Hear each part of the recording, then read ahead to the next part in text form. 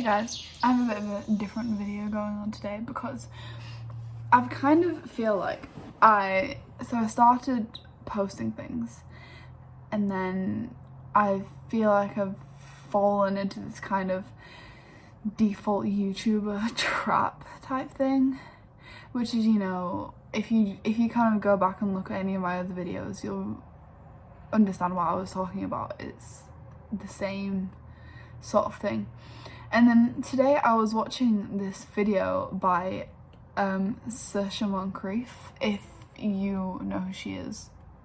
Like, she makes me believe in God, which, you know, not like the Christian God, but you know, kind of power. And I feel like if anyone was to be a messenger, it would be her. And she was saying how she didn't want to post videos because it was kind of like guilt and shame, and I understood that so much because I was constantly going for this kind of default YouTuber type thing where you post these vlogs and what you do, and actually I do enjoy doing that, but I also don't enjoy doing that as much as I would enjoy posting the things that I sort of the more real, you know, because when I was posting all those videos about myself during the summer and I was showing my life in Spain, like it was realistic but kind of not as well, because I was missing out so much of the day. Like, I was missing out the bits where I wasn't doing anything, where I was just cooking, where I was just too hot all the time, and so it just kind of wasn't real. And I know that it's very hard to create a real life in a video, but I do wanted to do that a little bit more than I think I've been doing, and I wanted to make it more realistic, because even now when I post a video, and I posted the video of York, that didn't show like half the day, you know, it didn't show all my uni stuff, it didn't show what was kind of real, what my everyday looks like. And again, it is hard to do that, but I wanted to make things that I think are probably a bit more authentic to how I see the world, because I don't see the world in vlogs and background music, and you know, that isn't what it looks like, and that isn't attainable in any way unless you just listen to music all the time. But obviously you don't. It's these YouTube videos, it's not real life. And I think it can be a bit damaging, because even now, like, when I went to film this video, I made sure that my hair looked better than it did like 5 minutes ago.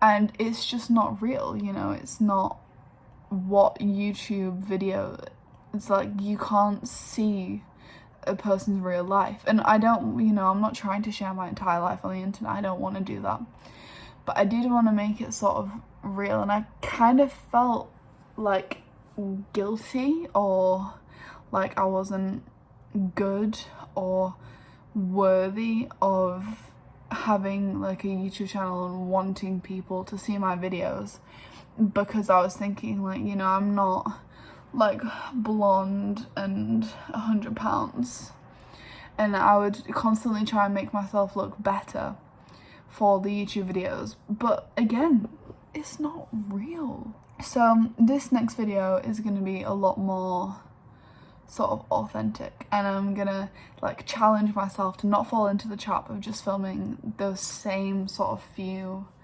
types of things. I want to make it how I want it, because it's not like I'm gonna get, you know, thousands of views. So I do have the freedom to post whatever I want without it being, you know, seen by masses of people who are all gonna have very, very different opinions on it. And so that is my goal for this video, and I really hope that you enjoy it and get to understand sort of a more authentic way of showing things. You cannot be feeling badly if you think positive thoughts. True, Although I don't think this applies to all situations, and it's definitely a lesson that I need to learn. I constantly imagine the worst case scenario when actually that scenario never plays out. So if I constantly try to remain positive and not set expectations of myself, nothing can ever go too far wrong. I feel like I constantly downplay myself and dumb myself down to the point where I've internalized that, when actually that's not who I am at all. I am smart and intelligent, and I do know a lot about myself, but I think I pretend that I don't, so that I can fit in with the whole kind of stupid, I hate myself kind of mindset that a lot of people seem to have, when actually I don't hate myself at all.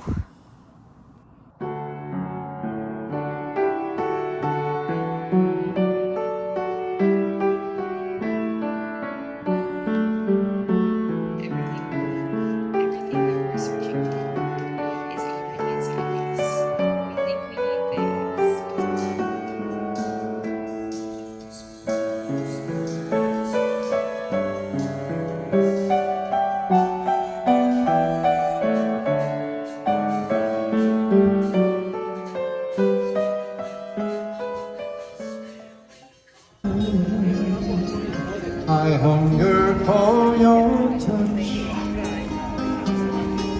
the long times, and the time goes by.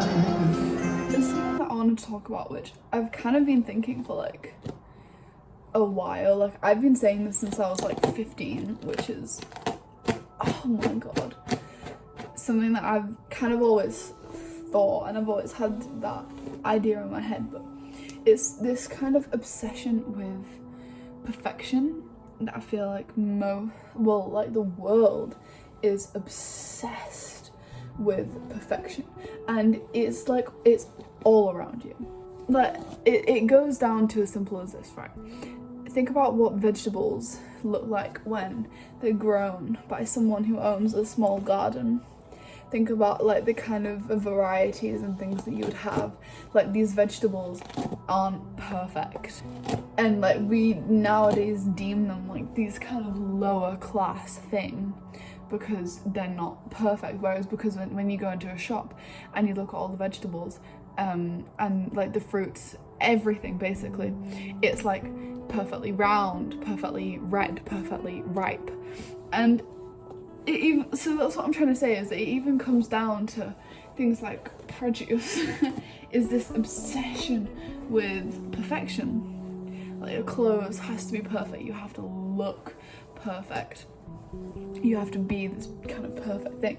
And people are always saying like, well, there's no such thing as perfection, but then at the same time they'll also say, they still love me for my flaws, for my imperfections.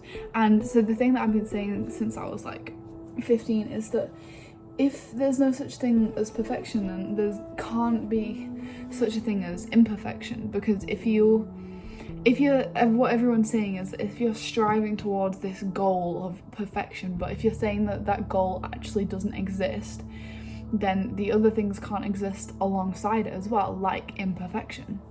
So that's, if anyone ever tells you that you're not perfect, you can say, you know what, actually I am. Because who is deciding? Like, I know that you have these kind of societal standards about what perfection is, and these like unattainable kind of ways to be perfect, and to have perfect skin, perfect hair, like follow these kind of like, if you follow this clean girl aesthetic, then you will be closer to achieving this goal, which is perfection. Even though then 10 minutes later they'll be saying that this goal that you're achieving isn't actually real, but the negative side of that, which is imperfection being like deemed to have a lot of flaws, that's not real either. So like, who's really winning here, So that's what I've always thought, and I've thought for a lot of years now, is that if perfection doesn't exist, then imperfection can't exist as well. Which obviously like everything could be better. You know, most things are not like the absolute ideal, but you know, that doesn't make them bad. Like, it doesn't make them imperfect. Again, like, to use that word because I've just heard it so many times.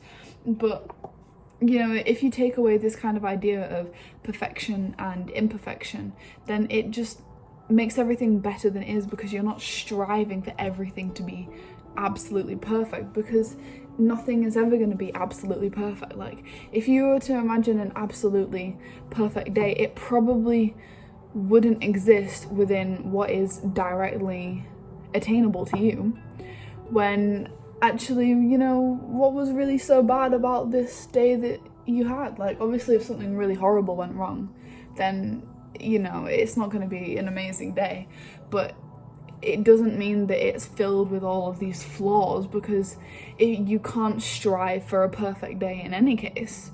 So how bad does it really make it if it wasn't perfect, you know? I'm just so smart.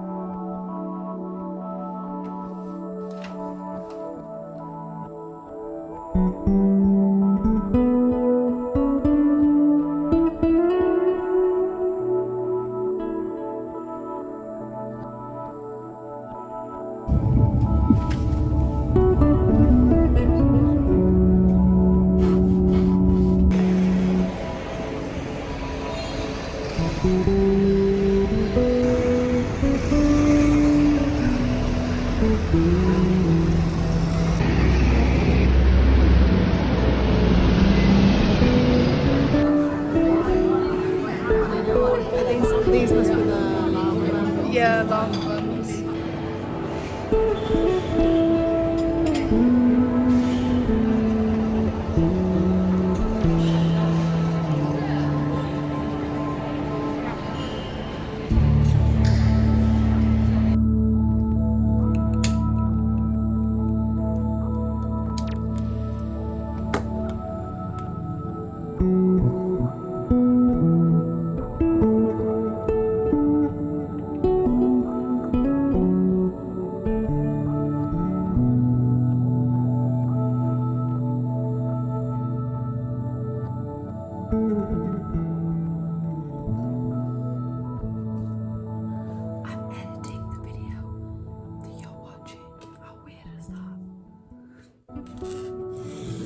And I'm editing it by candlelight.